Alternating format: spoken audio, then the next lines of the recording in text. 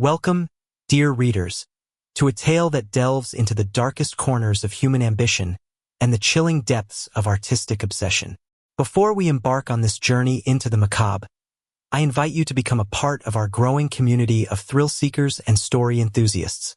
If you find yourself captivated by the unfolding narrative, if the suspense grips you, and if you crave more tales like this, please consider hitting that subscribe button. Your support fuels our creative endeavors and allows us to bring more compelling stories to life. Now, without further ado, prepare to enter the world of Alastair Finch. The city of New York hummed with its usual relentless energy, a symphony of sirens, chattering crowds, and the ceaseless rumble of traffic. But within the sterile, echoing confines of Alastair Finch's studio in a desolate industrial corner of Brooklyn, a different kind of sound predominated. The frantic scratch of charcoal on canvas, the sharp snap of brushes against linen, and the low, guttural grunts of a man wrestling with an idea too grand, too terrifying, to contain. Alastair Finch was, by most accounts, a man of singular talent, albeit one perpetually teetering on the precipice of obscurity. His previous works, characterized by their stark realism and unsettling psychological depth, had garnered critical acclaim in niche circles, but had failed to breach the impenetrable fortress of mainstream success. He was a master of shadow and light, a connoisseur of the human form, yet his art always felt incomplete. He yearned for a masterpiece, a magnum opus that would not merely whisper into the void but scream, echo, and reverberate through the annals of art history. His current project, shrouded in a heavy velvet cloth in the corner of his vast studio, was unlike anything he had ever attempted. He called it The Human Condition, a grand, sprawling triptych intended to capture the raw, unvarnished essence of human emotion. The central panel, a grotesque, writhing mass of contorted figures, was meant to represent suffering. The left panel, an ethereal, almost spectral depiction of fleeting joy. And the right, the most challenging, the most elusive, was to be a portrait of ultimate serenity, a piece so profound it bordered on the divine. For months, Alastair had toiled, his once sharp features now etched with fatigue, his eyes sunken and shadowed. He had painted countless figures, studied anatomy books until the pages blurred, and spent hours in morgues, sketching the stillness of death. Yet, something was missing. The suffering he depicted felt staged, the joy artificial. And the serenity, that was an entirely different beast. He found himself unable to access the true essence of these emotions, to infuse his work with the visceral, undeniable truth he so desperately sought.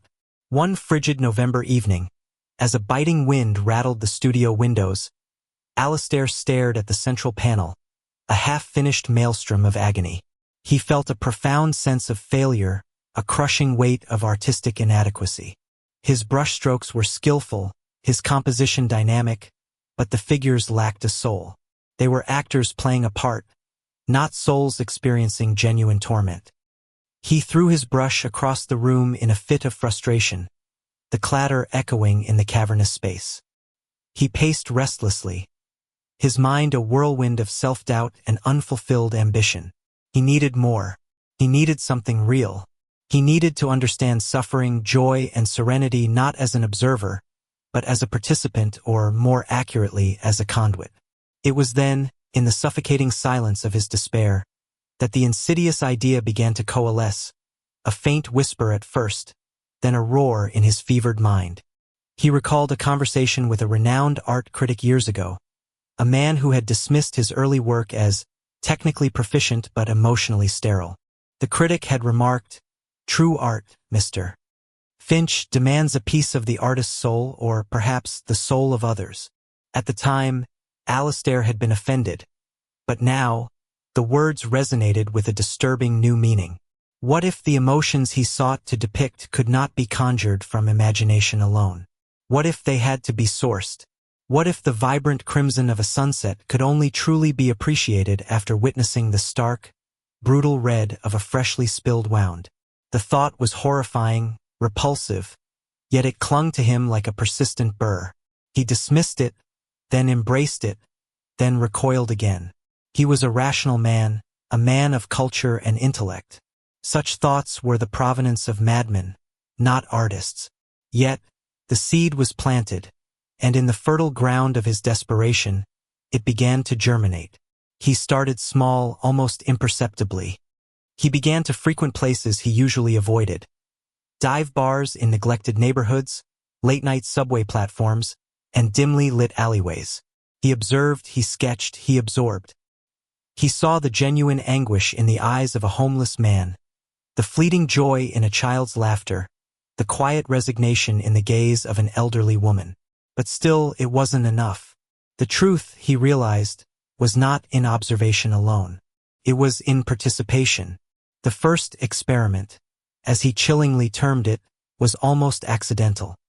He had been sketching a particularly emaciated vagrant outside a soup kitchen, trying to capture the raw hunger in his eyes. The man, a gaunt figure named Silas, had a persistent cough and a faraway look that spoke of a life irrevocably broken. Alistair offered him a meal, a gesture of what he told himself was charity, but underneath, a nascent curiosity simmered. He watched Silas eat, noted the almost animalistic intensity with which he devoured the food, the fleeting flicker of contentment in his eyes, quickly replaced by the familiar hollow emptiness. As he walked away, a new thought struck him. What if he could capture that exact moment of intense hunger, of profound physical craving, and then the subsequent fleeting satisfaction? But not just a sketch, a direct infusion. The idea was still nascent, still vague, but the concept of transferring emotion from source to canvas began to take hold. Alistair spent weeks in the library, poring over obscure texts on ancient rituals, forgotten alchemical practices, and the psychological impact of extreme experiences. He delved into the history of art, searching for precedents, for any hint of artists who had gone beyond mere representation. He found none. He was charting new, dangerous territory. His focus narrowed to the central panel, the suffering. This was the most challenging, the most crucial. He needed to understand suffering in its purest, most agonizing form. He began to imagine scenarios, to construct elaborate mental pathways to the depths of human pain. He felt a perverse thrill at the very thought, a disturbing sense of artistic discovery. One evening, he stumbled upon an online forum dedicated to urban exploration, a subculture that documented expeditions into abandoned buildings and forgotten places. A particular thread caught his eye, a discussion about an old, derelict tenement building in the Bronx, known for its high crime rate and its chilling history of violence. It was a place where despair festered, where lives were shattered. It was, Alistair realized with a jolt, a potential source. He made his first foray into the tenement under the cloak of night, his heart hammering against his ribs. The air was thick with the stench of decay, urine, and desperation. Shadows danced in the flickering streetlights, transforming ordinary objects into grotesque phantoms. He saw drug addicts huddled in doorways, their faces ravaged by addiction, their eyes vacant and hopeless. He heard the muffled sobs of a woman, the angry shouts of a man.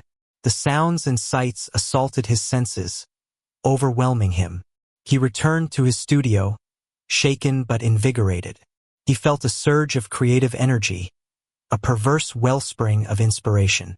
The suffering he had witnessed, while horrifying, was still an observation. He needed to go deeper. He needed to truly feel it, to experience the profound impact of despair, to capture the raw, unfiltered terror that gnawed at the edges of human existence. The turning point came with an article he read about a recent string of muggings in a secluded park. The victims, mostly vulnerable individuals, had been brutalized, their possessions stolen, their sense of safety shattered. One particular account described a woman who had been left for dead, her face disfigured, her spirit broken. The police had no leads. Alistair felt a cold, calculating resolve settle over him. This was it. This was the direct access he needed, not just to witness but to orchestrate. He would become the architect of their pain, the conduit through which their suffering would flow directly into his art. The idea was monstrous, a complete abandonment of all morality, all humanity. Yet, in his mind, it was also profoundly artistic. He wasn't simply taking a life. He was transforming it. He was extracting the purest essence of human emotion and immortalizing it on canvas. He was no longer a painter. He was an alchemist of the soul, a sculptor of raw experience. His hands, which had once trembled with artistic uncertainty, now steadied with a chilling purpose. He began to plan, meticulously and dispassionately. He acquired the tools not of an artist but of a predator. He studied the routines of potential victims, sought out secluded locations, and practiced the art of invisibility. The first victim was a young man, a drifter named Leo, whom Alistair had observed for days, sketching his gaunt features and the desperation in his eyes. Leo was a ghost, invisible to most of society, a perfect canvas for Alistair's grim masterpiece. He lured Leo to his studio under the pretense of offering him work as a model, promising a warm meal and shelter from the biting cold. Leo, weary and starving, accepted without hesitation. The studio, with its grand canvases and the scent of oil paint, offered a momentary reprieve from his harsh reality. Alistair engaged him in conversation, feigning interest in his life, all the while studying his every expression, every flicker of emotion. He saw the flicker of hope in Leo's eyes as he spoke of a past dream, the sadness of unfulfilled potential, the gnawing hunger that never truly left him. When the moment came, it was swift and brutal. Alistair, cloaked in the anonymity of the shadows, struck with a practiced efficiency that surprised even himself. There was no hesitation, no remorse.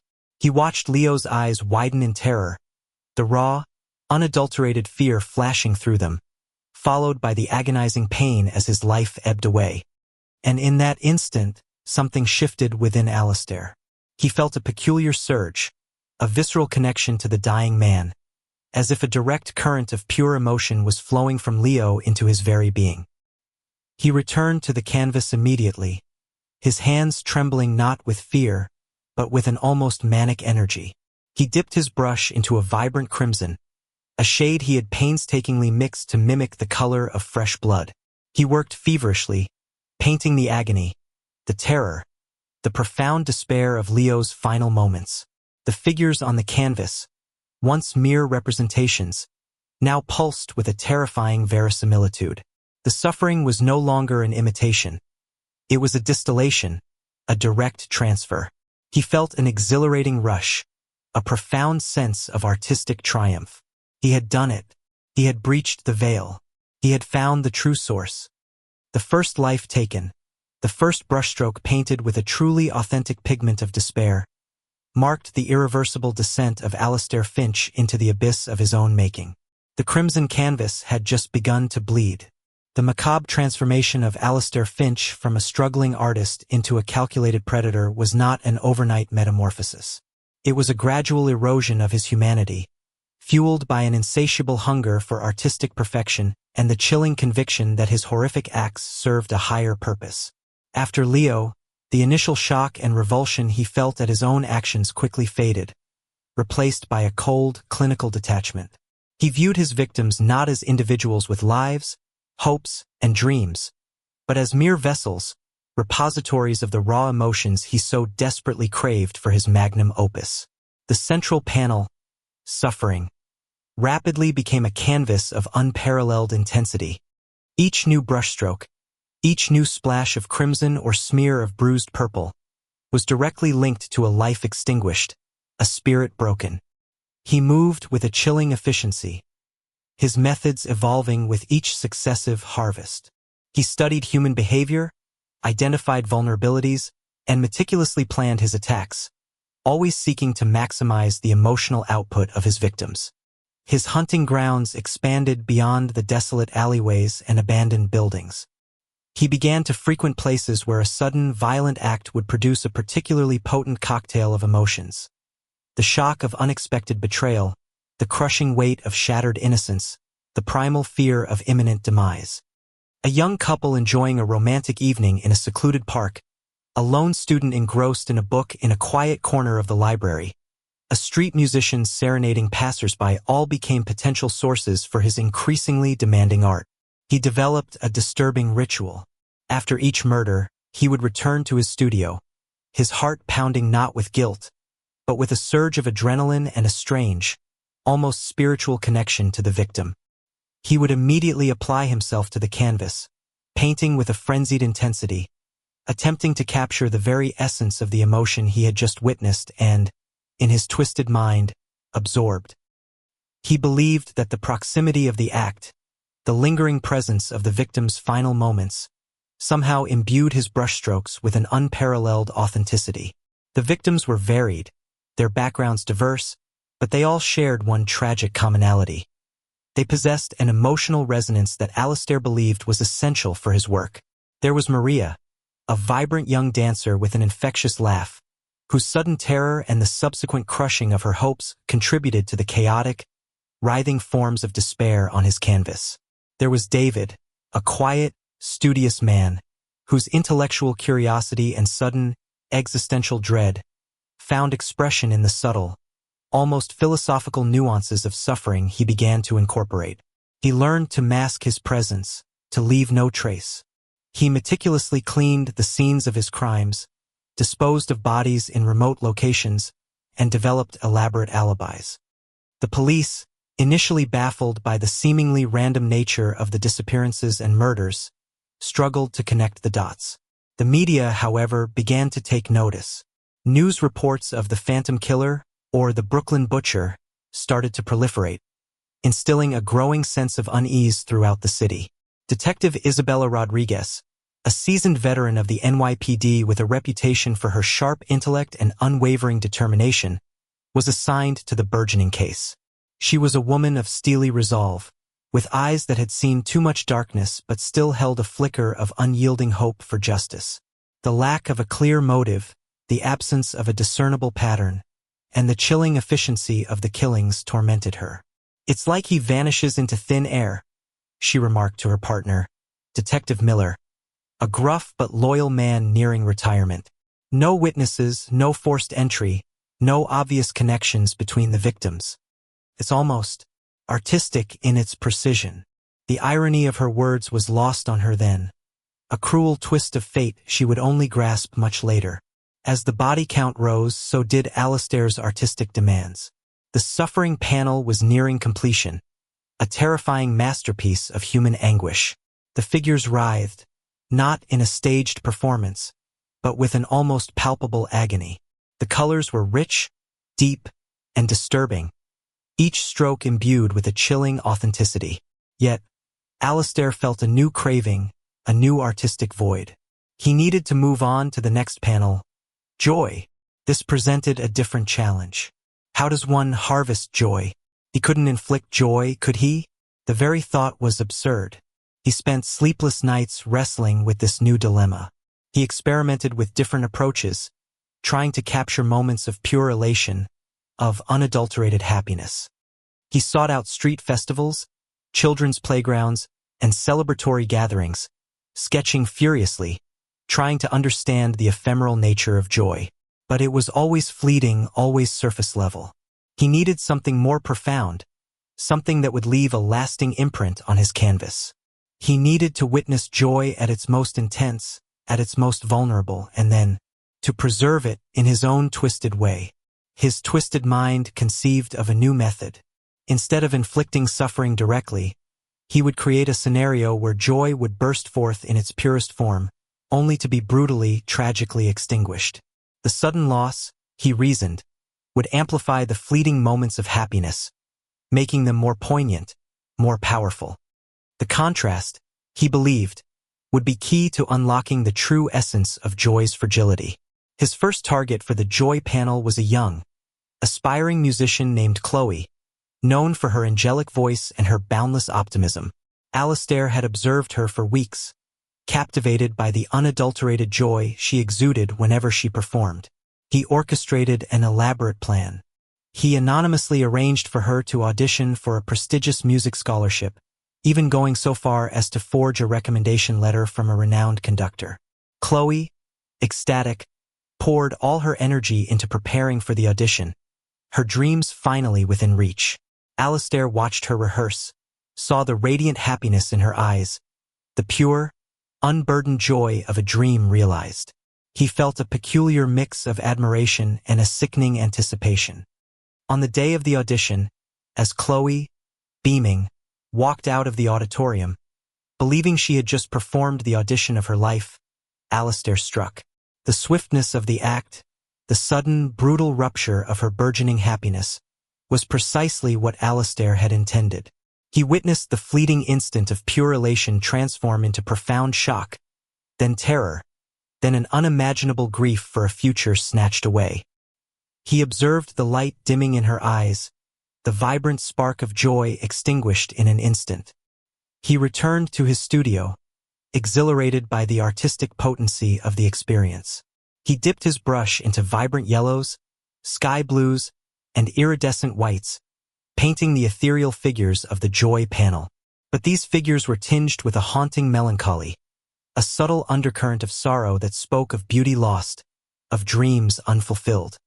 The joy was there, undeniable, but it was a fragile, impermanent joy, forever shadowed by the specter of its brutal end. The media was now in a frenzy. The phantom killer was no longer just an anonymous threat.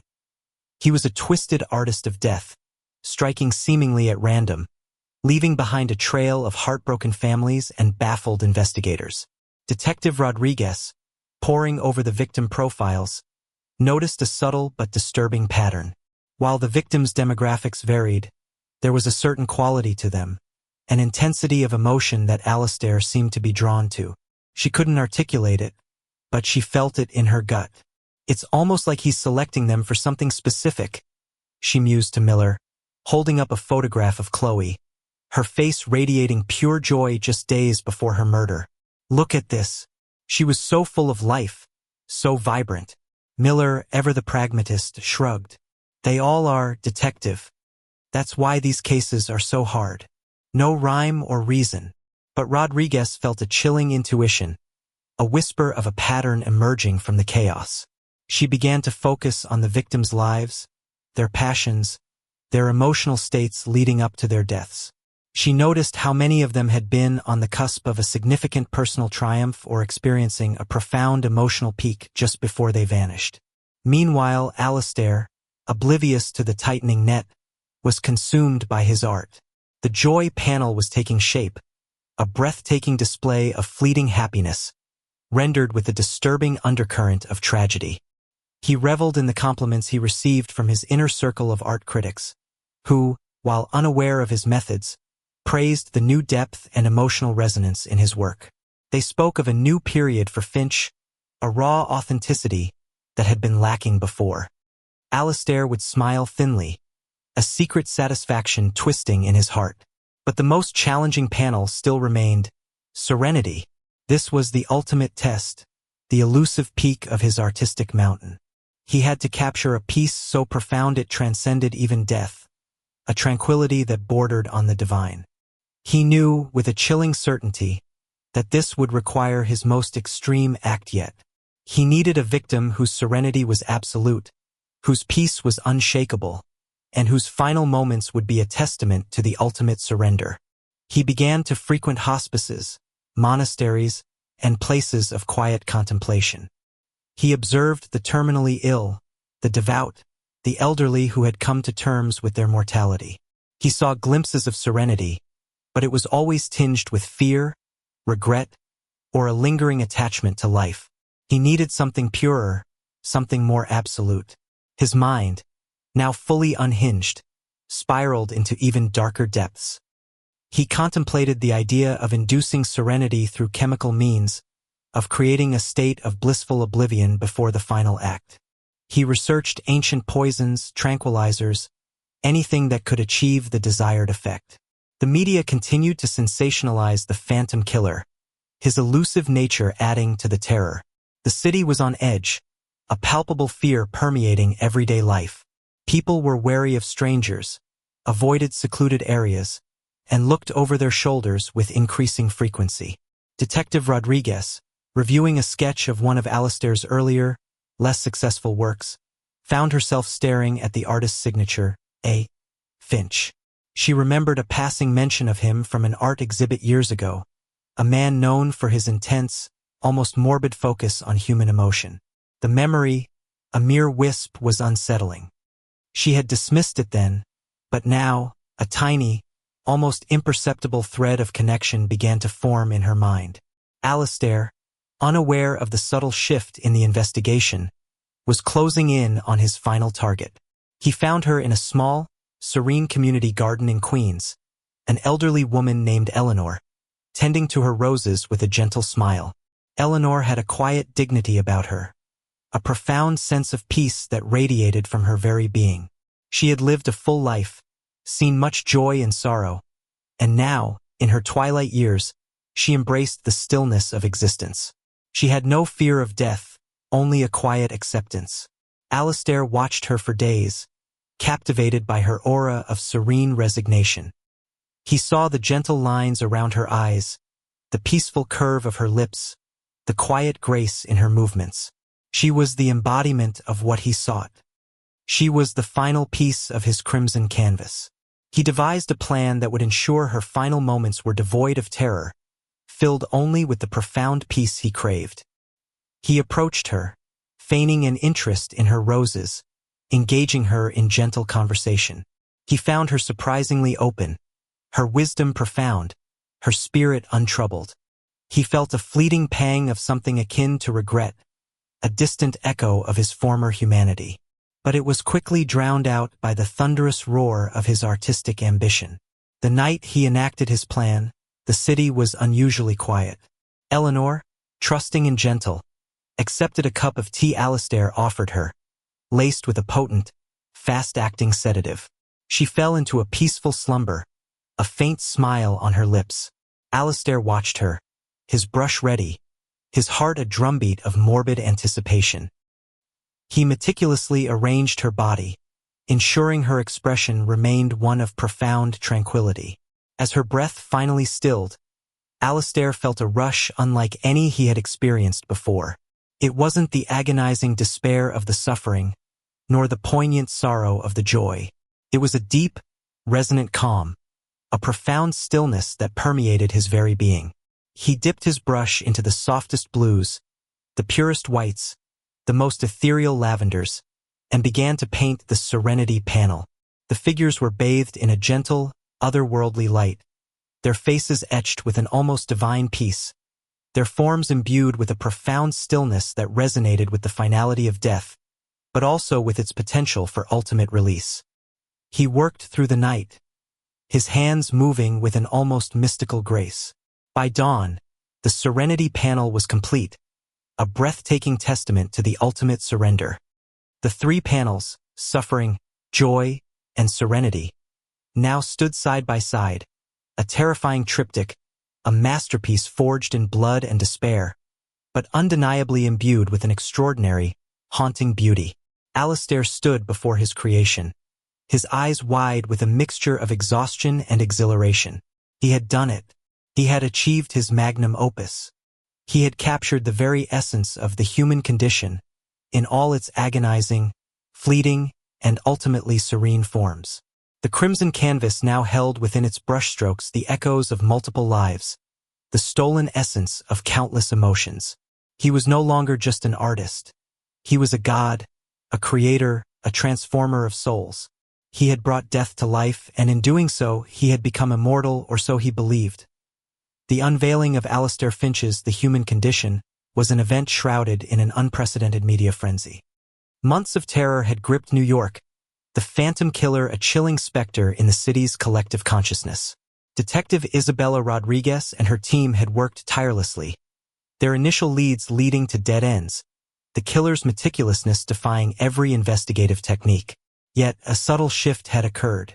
Rodriguez, driven by an almost obsessive conviction, began to piece together fragments that others dismissed as irrelevant. Her earlier thought about the artistic precision of the killings now echoed with a terrifying clarity. She had revisited Alistair's old studio, the one he had abandoned years prior, now a dusty relic. She found a discarded sketch, a rough draft of contorted figures, surprisingly similar to the vague descriptions of suffering that had begun to leak from Alistair's exclusive circle. A gnawing suspicion, a cold dread, began to settle in her gut. Alistair, meanwhile, basked in the anticipation of his triumph. The art world, always hungry for the next sensation, had been abuzz with whispers of his new work. The exclusive gallery, the Elysian, known for showcasing avant-garde and often controversial pieces, had secured the rights to debut The Human Condition. Invitations had been extended to the most influential critics, collectors, and journalists, all eager to witness what was being touted as a paradigm shift in contemporary art. The night of the unveiling arrived, a crisp autumn evening. Limousines lined the cobblestone street outside the Elysian. Inside, the gallery buzzed with an electric energy.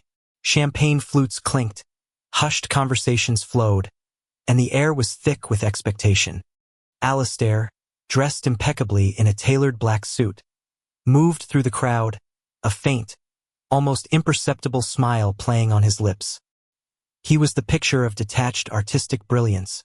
His eyes, however, held a peculiar, unsettling glint, a mixture of exhaustion and a barely contained manic glee. Detective Rodriguez and Miller were among the attendees, their presence discreet, their purpose anything but. Rodriguez had secured an invitation under the guise of an art enthusiast, her focus unwavering. She scanned the faces, searching for any flicker of recognition, any subtle tell that might connect the charismatic artist to the monstrous killer. As the appointed hour approached, Alastair took to a small podium. The crowd quieted, their attention rapt. He spoke with a cultivated eloquence, his voice smooth and resonant. He spoke of the arduous journey, the search for truth in art, the need to transcend mere representation. He spoke of the human condition, its profound beauty, its excruciating pain, its ultimate peace. He did not, of course, mention the gruesome sacrifices that had paved the way for his creation. With a dramatic flourish, he gestured towards the massive velvet curtain that concealed his masterpiece. Two assistants, clad in black, slowly pulled it back, revealing the human condition in all its horrifying glory. A collective gasp rippled through the gallery.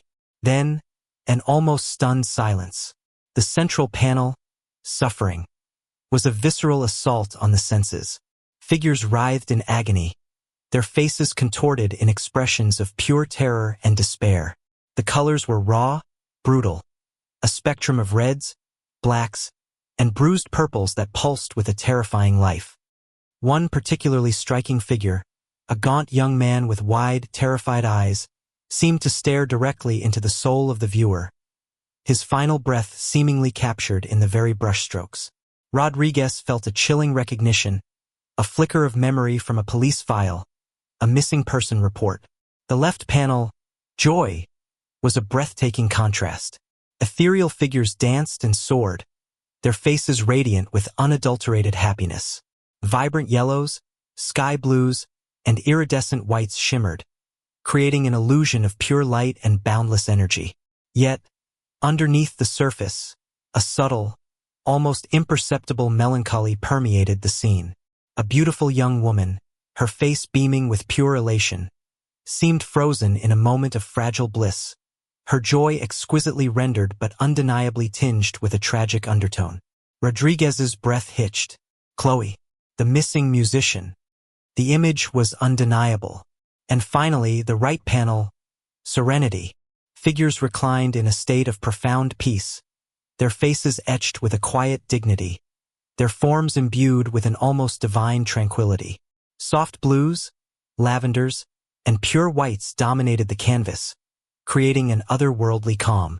An elderly woman, her face serene, her eyes closed in peaceful acceptance, seemed to float amidst a sea of quiet stillness. Eleanor, the missing elderly woman from the community garden. The pieces slammed into place with a sickening thud. Rodriguez's blood ran cold. The artistic precision she had mused about weeks ago was no longer an abstract concept. It was a horrifying reality. The lack of discernible patterns, the very randomness, was the pattern. The killer was not motivated by rage, or greed, or sexual perversion. He was motivated by art. He was extracting the very essence of human emotion, literally, from his victims. The murmurs in the gallery grew, shifting from awe to a disquieting unease. Some critics praised the raw power, the unprecedented emotional depth. Others, however, felt a profound disturbance, an unsettling undercurrent they couldn't quite articulate. The authenticity was too raw, too real.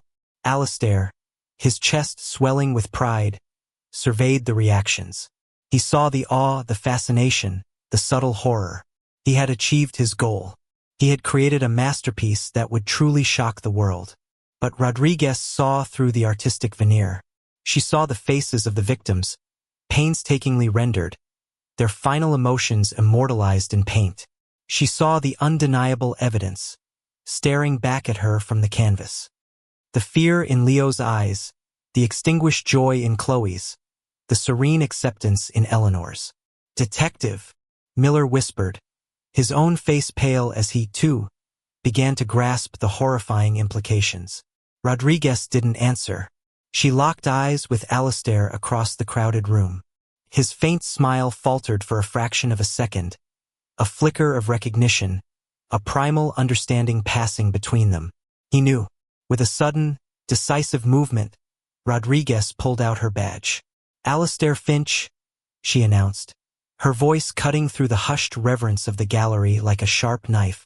"You're under arrest for the murders of Leo Maxwell, Chloe Jenkins, Eleanor Vance, and several others." Chaos erupted. Gasps, shouts, and the immediate flash of camera bulbs. Alistair's carefully constructed facade shattered.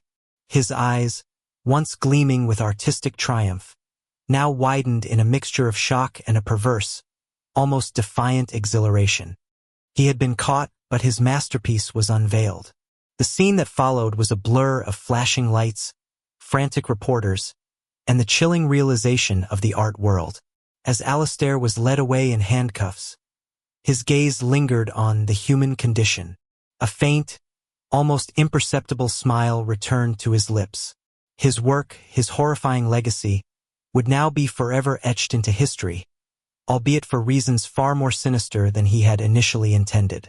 The trial of Alistair Finch became a national sensation. The prosecution presented an overwhelming case, linking the victims' identities to the faces on the canvas, detailing Alistair's meticulous planning, and exposing his chilling artistic motivations. Psychiatrists testified to his narcissistic personality disorder, his profound lack of empathy, and his delusional belief in the artistic necessity of his crimes. The defense argued for insanity, portraying Alistair as a deranged genius, a madman driven to extreme measures by an uncontrollable artistic obsession. They painted a picture of a man who genuinely believed he was not murdering, but harvesting emotions for the sake of art. But the jury, horrified by the cold, calculated nature of his crimes, found him guilty on all counts. Alistair Finch, the once struggling artist, now a convicted serial killer, was sentenced to life in prison without parole. The human condition became an object of morbid fascination. The gallery, initially praised for its controversial exhibition, quickly faced public outrage. The painting was eventually acquired by a private collector, locked away from public view, a chilling testament to the depths of human depravity and the dark side of artistic ambition. Detective Isabella Rodriguez, though lauded for her extraordinary investigative work, carried the burden of the case. The faces on the canvas, the echoes of lost lives, haunted her. She knew that behind every brushstroke lay a story of terror, a life tragically cut short, all for the sake of a madman's art. Alistair Finch spent the rest of his days in a maximum security prison, his mind still consumed by his artistic legacy. He would often sketch on scraps of paper, his eyes gleaming with the same unsettling intensity, forever believing that he had created true art, a masterpiece that had transcended the boundaries of life and death, forged in the crucible of human emotion, and stained with the crimson pigment of his victims' souls. The world had condemned him, but in his own twisted reality, Alistair Finch remained the ultimate artist, his crimson canvas a permanent stain on the conscience of a nation, a chilling reminder of the terrifying power of unchecked obsession.